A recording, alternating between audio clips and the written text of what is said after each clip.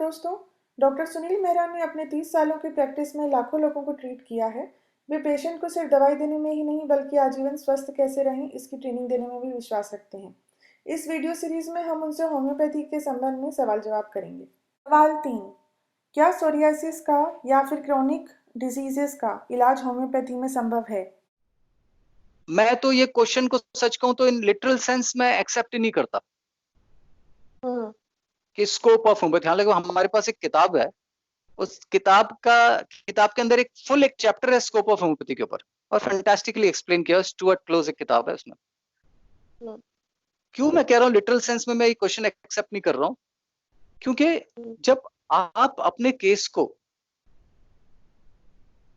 जाने अनजाने उसको कॉम्प्लिकेट करके, स्पॉइल करके, सप्रेस करके, मल्टीप्लाई करके लाए हैं, और आप फिर जो उस वक्त आप किसी सही सही होम्योपैथी डॉक्टर के पास पहुंच गए हैं, लेकिन आप स्टेज में डिजीज के,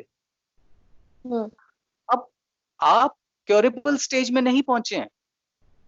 आप क्योरेबल स्टेज में आओ तो होम्योपैथी में हर बीमारी की दवा है, लेकिन उसके क्योरेबल स्टेज में आओ आप, जी। पेशेंट क्योरेबल स्टेज में आता नहीं है, राइट? अब फॉर एग्जांपल सोरियासिस का अगर मैं, उसको आर्थराइटिस हो चुका हुआ है, उसमें पैथोलॉजिकल स्ट्रक्चरल डैमेज हो चुका हुआ है, डिफॉर्मिटीज पैदा हो चुकी हैं। अब ऐसे केस में उसको ये एश्योरेंस देना कि तेरे को 100% क्योर कर देंगे, नॉट पॉसिबल। मैं ये समझता हूं कि ज्यादा डिपेंड करता है आप कौन सी स्टेज पे आ रहे हो, इसमें कौन कौन से फैक्टर्स हैं, बीमारी है कौन सी। क्योंकि सोरियासिस इटसेल्फ बहुत कॉम्प्लिकेटेड डिजीज है। ये साधारण कोई स्किन डिजीज से नहीं है सोरियासिस। इसको एक्जिमा से नहीं तोलना, इसको अर्टिकेरिया के साथ नहीं तोलना, इसको एटोपिक डर्मेटाइटिस के साथ नहीं तोलना। ये उस लेवल की नहीं है। एक्जिमा कभी आर्थराइटिस प्रोड्यूस नहीं करेगा।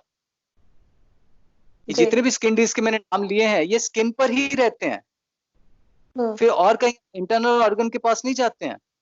सोरियासिस तो इंटरनल ऑर्गन के पास चली जाती है। तो इतनी कोई, तो पहली बात, बीमारी कैसी है, किस टाइप की है, ये फैक्टर, ये क्राइटेरिया डिसाइड होता है कि भाई होम्योपैथी से हम क्या हेल्प कर सकेंगे इसको। सेकंड फैक्टर होता है कि बीमारी की स्टेज क्या है। थर्ड फैक्टर होता है उसके बीमारी की जो कॉम्प्लिकेशंस है, वो कॉम्प्लिकेशंस हुए कि नहीं हुए केस के अंदर। और फोर्थ इंपॉर्टेंट फैक्टर है कि सही होम्योपैथी डॉक्टर के पास पहुंचने से पहले कौन कौन से दवाइयों से सप्रेस किया गया इसको, और कितनी दवाइयां दी इसको सप्रेशन के लिए। सप्रेशन वर्ड यूज कर रहा हूं मैं। सप्रेशन मतलब रिस्पॉन्स तो आ जाए, लेकिन चीज पलट कर आए और मल्टीप्लाई होकर आए। ऐसे, ये यहां पर मैं ये एग्जांपल साइट करना चाहूंगा। मेरे पास एक लेडी आई थी, मेरी फेसबुक पे फ्रेंड भी है अभी। तो मुझे आके ऐसे कहती है कि डॉक्टर साहब ये मुझे ऐसे हाथ दिखाया उसने। मैंने कहा कि ये तुझे सोरियासिस है। बोलती मैं जानती हूँ। तो मैंने कहा मैं क्या सेवा कर सकता हूँ आपकी? तो बोलती है डॉक्टर साहब मैंने ना एलोपैथी, होम्योपैथी, आयुर्वेदा सब ट्राई कर ली है, हर चीज से मुझे रिस्पॉन्स आता, लेकिन चीज पलट कर आ जाती, मुझे छुटकारा नहीं मिलता। अब आप टाइम की चिंता ना करें, मुझे इससे छुटकारा दिलाएं। तो उसको कहा कि जब तुझे एटलीस्ट ये विजडम तो आ गई कि रिस्पॉन्स के ऊपर नहीं नाचना है। ये सोरियासिस के जितने पेशेंट अपने जो इलाज में अपना जो केस खराब करते हैं ना, वो इसी बेस पे करते हैं कि जहां रिस्पॉन्स आया है वो खुश हो जाते हैं। जी। रिस्पॉन्स लाने के लिए आप कोई भी कुछ भी कर सकते हैं, कोई भी रास्ता अपना सकते हैं। रिस्पॉन्स बहुत सारी चीजों से आ जाएगा। जी। तो मैंने उसको, लेडी को यही कहा, मैं कि अब तू समझ ले, तू ठीक हो गई है, क्योंकि तूने मुझे फ्री कर दिया है कि डॉक्टर साहब टाइम की चिंता नहीं करना। और टाइम ही सबसे ज्यादा इंपॉर्टेंट चीज होती है, इसमें टाइम लगता है। क्योंकि ये चीज ऐसी है, जो वो 200 दवाइयां, जो 150 100 दवाइयां हैं जो सोरियासिस की, उसमें से एक रामबाण ढूंढना, इट्स नॉट ए जोक। जी। और फिर वो लेडी ठीक भी हुई, कंप्लीटली ठीक हुई है। अब तो उसको मैसेंजर पे हर साल मैं पूछता भी हूँ, अब तो ठीक चल रही है ना? तो अभी तक ठीक है। 5-6 साल हो गए इस बात को। तो ऐसे बाकी भी जो पेशेंट्स ठीक हुए हैं सोरियासिस के मेरे, वो किसी ना किसी ये वाले वो मेरे पास आते हैं, मैं पूछता रहता हूँ उनको, रिकवर तो नहीं हुआ।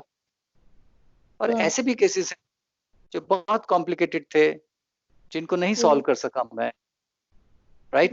कुछ तो केस की ज्यादा थी और कुछ पॉसिबली मैं वो 100 दवाइयों में से नहीं सही दवा ढूंढ पाया, लेकिन उसकी परसेंटेज कम है। मेजॉरिटी ऑफ द पेशेंट्स ठीक होते हैं।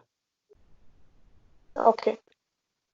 तो होप का ये है कि ये सारे फैक्टर्स को ध्यान में रखते हुए डिसाइड करना के, और ये बात ना पहले ही दिन पेशेंट को साफ साफ बतानी बहुत जरूरी होती है। उसको समझो आर्थराइटिस में उसको डिफॉर्मिटीज हो गई हैं, अंदर पैथोलॉजिकल स्ट्रक्चर हो चुका है जो हम रिवर्स नहीं कर सकते, तो पेशेंट को पहले सच से बताओ। हम आपके केस में इसको रिवर्स नहीं कर सकते। डॉक्टर मेहरा के बारे में और जानकारी के लिए आप उनके वेबसाइट drsunilmehra.com पे विजिट कर सकते हैं। दोस्तों, आप तक सही माध्यम से सही जानकारी पहुंचाना ही इस वीडियो का उद्देश्य है। अगर आपके कोई भी सवाल या सुझाव हैं तो आप नीचे कमेंट कर सकते हैं। हम आने वाले वीडियोस में उसका जवाब आप तक पहुंचाने की कोशिश करेंगे। धन्यवाद।